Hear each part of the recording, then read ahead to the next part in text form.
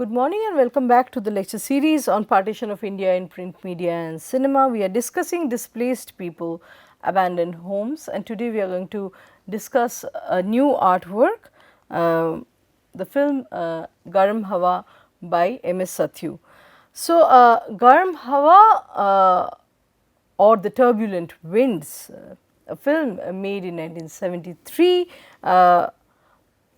ushered in a storm of change in Hindi cinema in terms of introduction. So, it marked the introduction of parallel cinema, a new genre alongside the Bollywood potboilers that people were used to.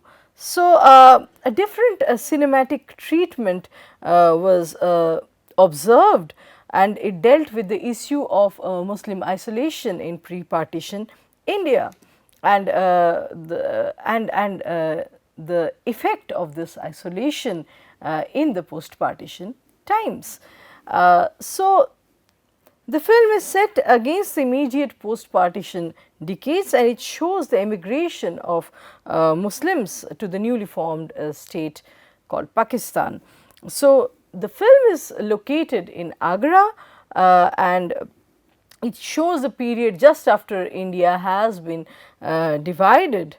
And so, what is important here is that Garam Hawa does not dwell on extremities of communal hatred, and it does not portray a hatred in terms of extreme violence or extreme acts of hatred, riots, bloodshed. So, riots and bloodshed are not depicted. Rather, M.S. Sathyu's film aims at capturing the community's internal conflicts and tensions. So, the film follows the plight of a North Indian Muslim businessman and his family in the aftermath of India's 1947 partition. So, Garam Hawa has been the winner of the National Award for Best Film on Integration and Best Screenplay, and then it won the Filmfare Award for Best Screenplay and Best Story Writer. It also bagged several international awards, and it boasts a cult classic status among cinema critics and among lovers of artistic cinema or parallel cinema. So, the film is set in the months that follow after Mahatma Gandhi's assassination in 1948, and it centers the Mirza family and mainly the experience of the protagonist and the patriarch Salim Mirza, who is torn between moving to Pakistan and staying in India. He is constantly in two minds and he cannot decide what to do. So, heartbreak is a constant in this narration, and the sound of the heartbreak, however, even as the situations become more dismal, the sound of the heartbreak is muffled by aggressive voices of politicians and religious leaders, and these prominent figures seek to establish their self-interest in a nation, and so we see that the fabric of post-partition India is drastically changing in post-Gandhian era. All self-seeking and ambitious political leaders that think of their vested interests do not seriously invest in the vision that Gandhi had bequeathed to the nation and its leaders. So, the film was viewed as controversial initially, and so it was the first film that dealt with the human consequences resulting from the 1947 partition, and so we see that there were only few takers. Satyu had to secure the newly founded FFC's financing for his film, and during the shoot in Agra, the film actually was plagued by protests. So, the way Agra has been covered by Satyu's camera,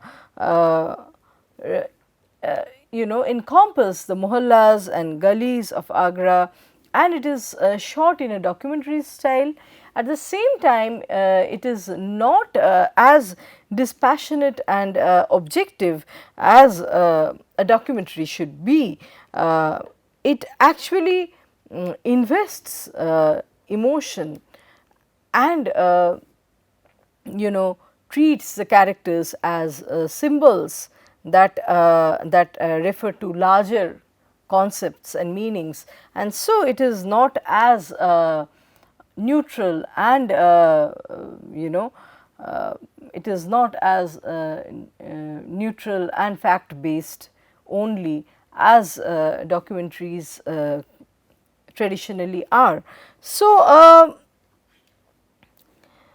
so we see the story actually is narrated through the pained eyes of Salim Mirza, the patriarch and the protagonist, who is a Muslim shoemaker and who does not want to leave his ancestral home and relocate to Pakistan.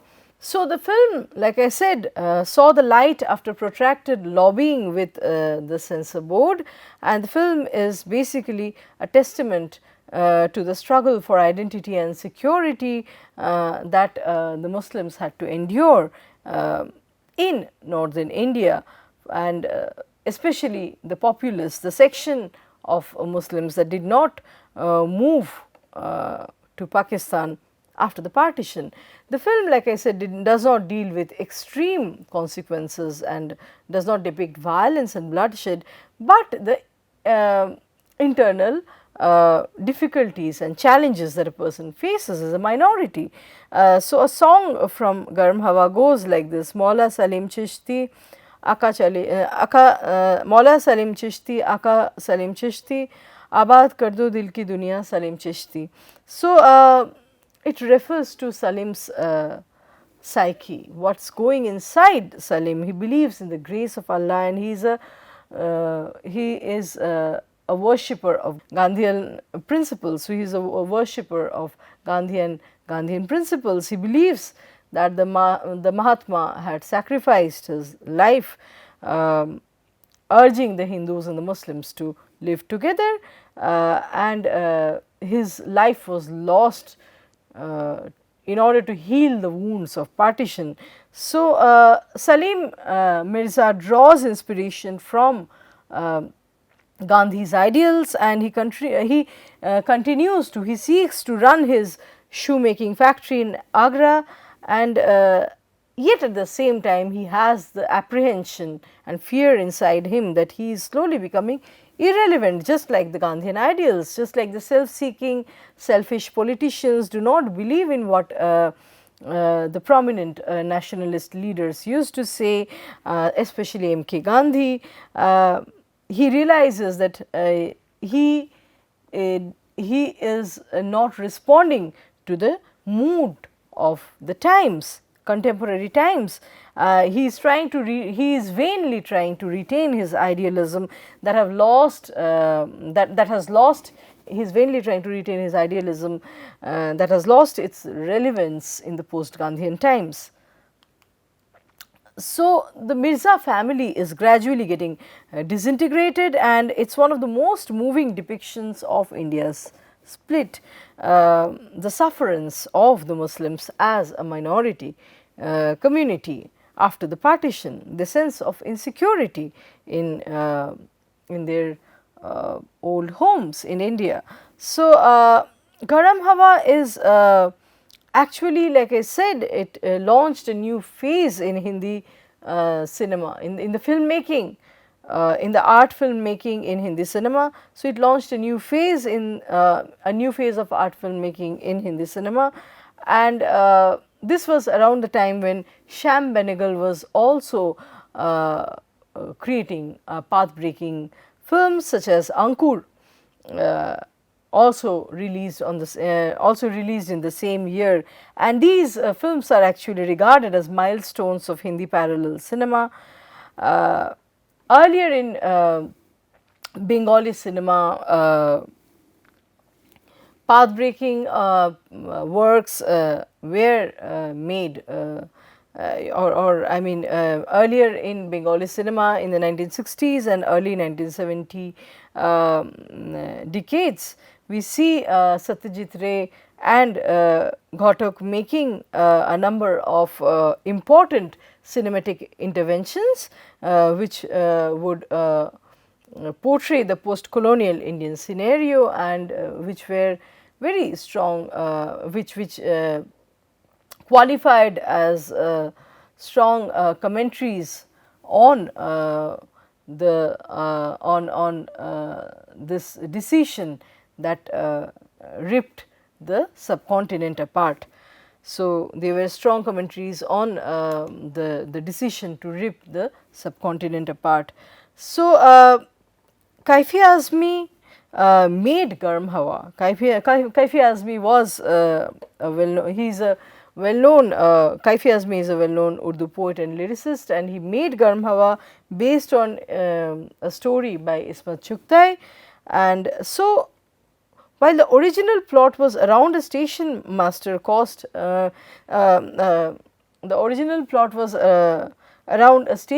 master caught in crossfire, Kaifi Azmi actually infused his own experience as a union organizer of shoe factory workers. So, that is where he draws on his character of Salim Mirza from. So, while in the original story the protagonist is a mere bystander, here Salim Mirza is suffering. He is facing the onslaught, and he is terribly spiritually wounded, and yet he shows, like we see in the end, he shows the zeal to fight back. So, he is not only a recipient, but he is an agent, although fraught with his own problems, and and a person who has his own weaknesses. Salim Mirza is a person, is a character that is not merely an onlooker, a bystander, but someone that emotes, that reacts, and that brings his weight, the weight of his demands to bear on the nation state. He makes himself heard in the end. So, he breaks his state of, he breaks his state of inertia, and he reacts. So, in the beginning we see that he is in the middle of the emotional cauldron, and he watches his business falling apart, his family disintegrating. So, the disintegration of the family, the falling apart of Salim Mirza's business, these all depict the trauma, the personal dimension of trauma, personal dimension of partition trauma. So, like M.S. Satyu says, what I really wanted to expose in Garam Hawa was the games these politicians play. How many of us in India really wanted the partition? Look at the suffering it caused. Kaifi Azmi and Satyu's wife Shama Zaidi collaborated on the screenplay, and Kaifi Azmi was responsible for the dialogues. So, in Garam Hawa, Salim Mirza, the character played by Balraj Sahni, sees his family being torn apart, as many of his relatives, his eldest son, his elder brother, cross the borders and they start living in, so they cross the borders and resettle in Pakistan, and his daughter actually suicides. In the film we see Amina, Salim's daughter, being engaged to his elder brother Halim's son Kazim, and so Kazim however relocates to Pakistan in search of work, and so this love story remains unfulfilled, it remains incomplete. After Kazim moves over to Pakistan, his family forces him to stay there and marry another girl from an influential family. So he returns to India to marry Amina, but he is deported to Pakistan after being jailed. He's and this leaves Amina heartbroken. So later we see Shamshad as the second prospect for Amina's, for Amina's to become Amina's groom, and she in a way she begins to accept Shamshad after after courtship. And so we see that the film is based on the experiences that have become archetypes of the soul of India. The film deals with feelings, expectations, heartbreaks, a sense of loss and trauma, personal trauma, collective trauma. It is reflecting and commenting on the human dimension of partition and the human sacrifice that has gone into the making of two separate nations. And the movie's experience relies on the audience's willingness to suspend disbelief, and so the sequences of scenes, the staging of actions, the script, the timing, the delivery of dialogues, the light and the composition of music, all these things are well spliced, they are interwoven and they are strung together. So the film leaves a lasting impression in the audience's minds. So we see that the film, dealing with the dignity of the Muslim as a minority in post-partition India, resonates with a sentiment or resonates with an aspect of reality that the socio-political fabric of different nations are, different South Asian nations are struggling with. Even in the current times, it is placing a few questions in front of the audience which are significant, which are relevant till date.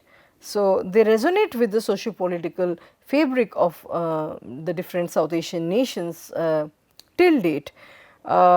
We see that Salim Mirza's daughter Amina's love, her longing and her innocent desire to live her life in a fulfilling fashion with someone who she truly loves can never happen.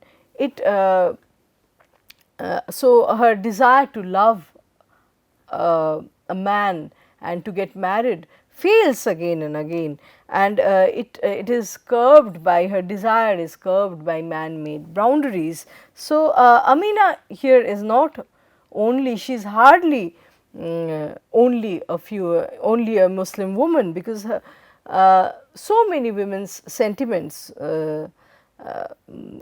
love relations that were torn apart, that had to meet undesirable ends because of this decision to partition the country, it happened. So Amina is far more than just a Muslim woman. She echoes the sentiments of so many other women, regardless of their communities, whose love aspirations remained unfulfilled. And so she, the character of Amina is, creates a sense of relatability. Her heart is broken, by fate's cruelties. So, after the man she is betrothed to fails to return from Pakistan, Amina has to virtually give up. She wants to, I mean, she virtually has to give up on marrying Kazim, and even as Kazim returns, his father is adamant, Halim is adamant to get him married to an influential man's daughter, daughter of a Pakistani politician. And then when he wishes to marry Amina, he is apprehended by police and he is deported to Pakistan for travelling without a passport and for failing to register at the police station. And this is something that is required of all Pakistani citizens. This treating of, so we see that this border that cuts through a relation and which separates the lover from the beloved is actually depicted in a heart-rending fashion. So we see that the love story remains incomplete, and in this personal access, the question of passport, citizenry, the suspicion of one being a spy, and so all the entire system of protocol has entered into human life's personal access, and partition actually goes on to become a dehumanizing experience. So, Amina accepts Shamshad's courtship later, and despite her heartbreak, she accepts. Despite her heartbreak, Amina accepts Shamshad's courtship, and so we see that Amina is faced with the idea of losing her lover once more, yet Shamshad promises that he would return and not abandon her as Kazim had done. So, Shamshad's mother arrives from Pakistan for a visit, and it makes Amina and her family believe that Shamshad would marry her. However, Shamshad's mother wants to exploit Salim Mirza's contacts to get some of her husband's money released, so they have come for very selfish motives, and then Shamshad's mother reveals that Shamshad that they are planning to marry Shamshad with the daughter of a well-connected Pakistani family, and so it leaves Amina's family devastated as a result of this second betrayal, and it costs Amina her life. She takes her own life. So, Salim's daughter faces an innocent daughter who had nothing to do with the partition, who does not understand borders and protocols, the notions of who is an outsider, who is an insider, has to experience the violence of this great divide. There is a point where Amina is neither legally engaged to a man nor married, and yet she has lost her virginity as a result of her association with two males, and so she occupies a fluid transient third space, and she after a point locks herself into that third zone and refuses to come out of that. She actually suicides. Her third zone actually precipitates her decision to take her life. Her death is the death of her hope, and it is also the death of humane interface, any sort of humane interface, and possibilities of love and bonding between the Indians and the Pakistanis. So, when her lovers migrate to Pakistan, and there is and she faces the destiny of separation, neither Kazim nor Shamshad can come back and unite with Amina. So, the divided nation with fractured independence actually propel Amina to kill herself. A suicide is the ultimate tale of partition's trauma. It's the loss of the feminine, any softness or any it's the death of the goodness of human character basically, and the goodness being overruled by cowardice and conspiracy of masculinity. So, masculinity kind of overrules the possibility of anything tender, any romantic relationship, and nation states are actually depicted through their extremely through their extremely hypermasculine machinations. So, we see that Salim's son Sikandar, played by Farooq Sheikh, faces a string of failed job interviews, and the interviewers advise him to move to Pakistan if he wants better job prospects. So, Sikandar and his friends become disillusioned. They organize a protest against unemployment and discrimination, and Salim Mirza's brother-in-law, despite his political connections, becomes he comes in debt as a result of his dubious business activities, and finally decides to emigrate to Pakistan. So, both Amina and her grandmother exist in a space that displaces their lived and known microcosm and their known precincts of home. And at the time when the grandmother is dying, she is carried back to her ancestral home. Salim somehow manages to take her there, and the movement of her eyes in the quest reveal what home actually means for a woman. The land is filled with memories. It is a spirited space that cannot be understood only in terms of its walls or its material reality. It cannot be divided geographically, and or it cannot be acquired and just as a property with some material values.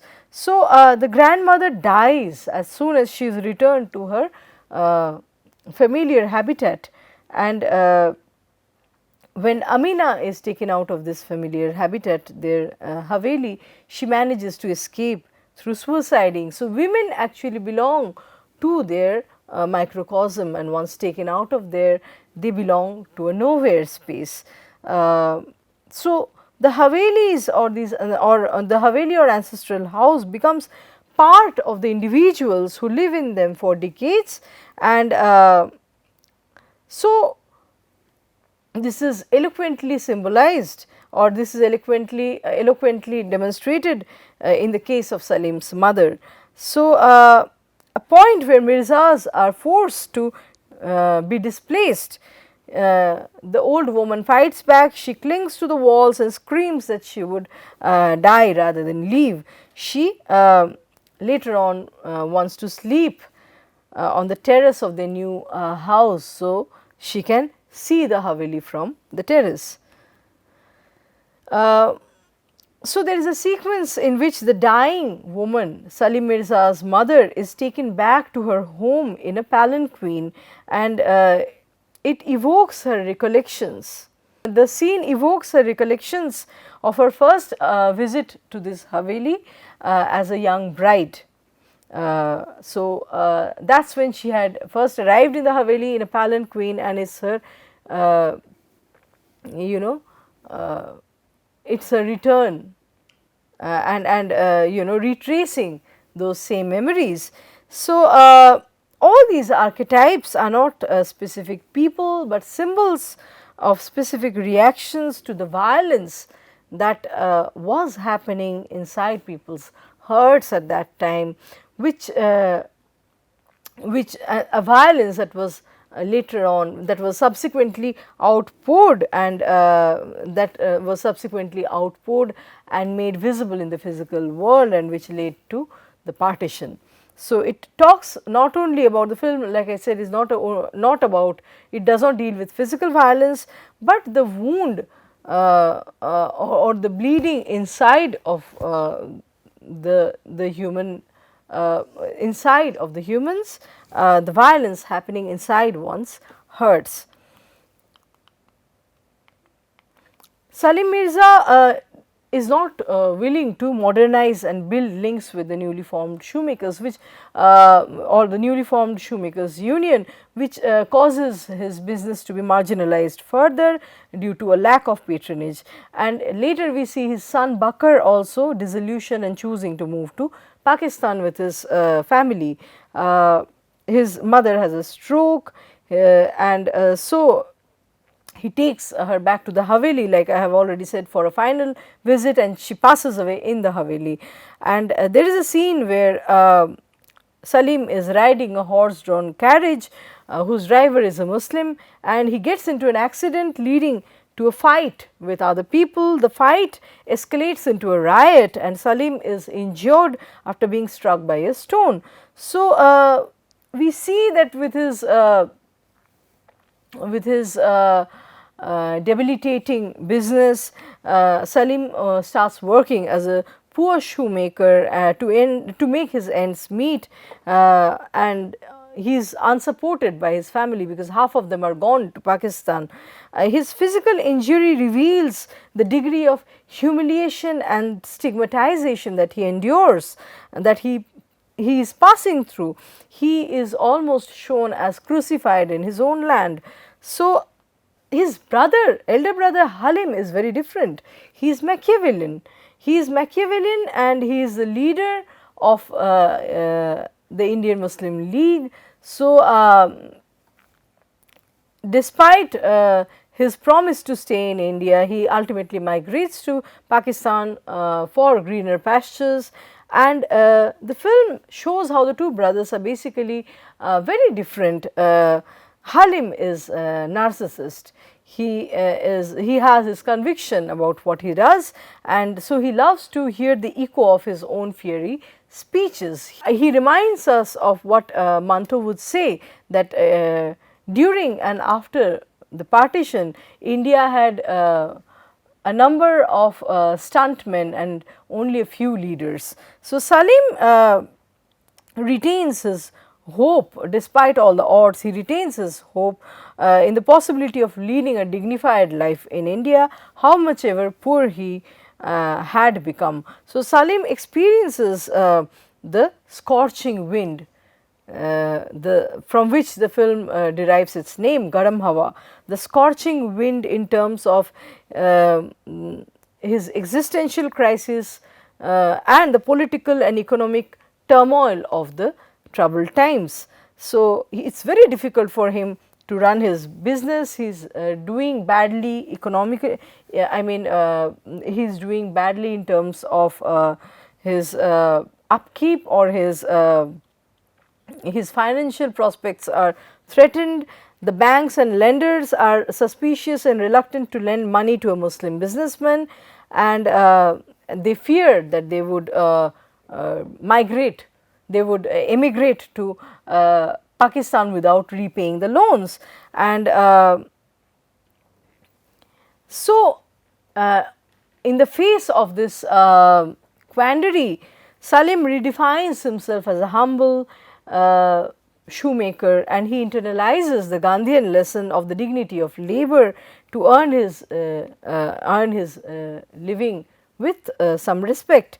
But the son, like I already mentioned, the elder son leaves the father's side. He does not support the father's enterprise and courage. He leaves for Pakistan, and then Salim has to give up on his ancestral home.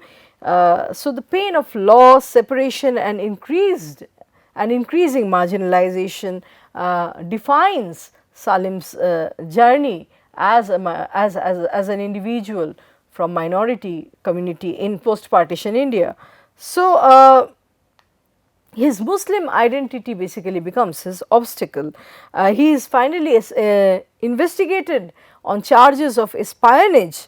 He is suspected as a spy as he sends plans of his former property to his brother in Karachi. So, however, the film ends with a ray of hope.